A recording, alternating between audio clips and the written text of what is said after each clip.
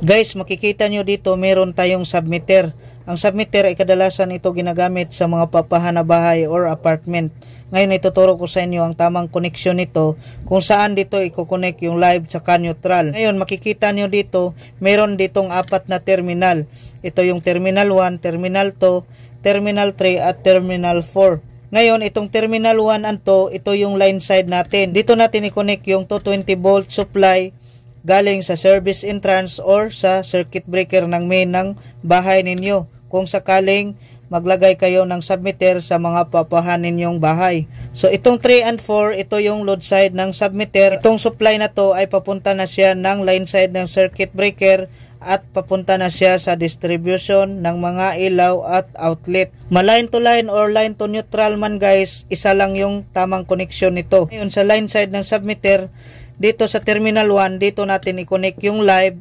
At dito naman sa terminal 2, dito natin i-connect yung neutral. Dito naman sa load side ng submitter, sa terminal 3, dito lumabas yung neutral. At sa terminal 4, dito lumabas yung live natin.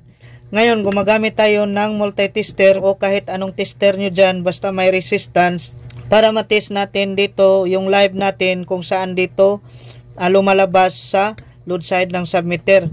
Ngayon guys, iset natin ito sa resistance. Ngayon, iset natin sa buzzer. Ngayon, gamitan natin ng continuity test para mahanap natin dito itong live kung saan dito tumatagos sa load side ng meter. So, dito tayo sa terminal 1. Ito yung live natin. So, unahin natin sa terminal 3. Wala. At dito sa terminal 4, merong continuity. Ibig sabihin guys, itong live natin dito sa terminal 1 sa line side ay dito tumagos sa terminal 4 load side ng submitter. So ngayon guys, ito namang neutral. Dito nakakonect yung neutral natin dito sa terminal 2 sa line side ng submitter. Ngayon itong terminal 2 neutral, hanapin dito natin sa load side ng submitter at saan dito yung may continuity.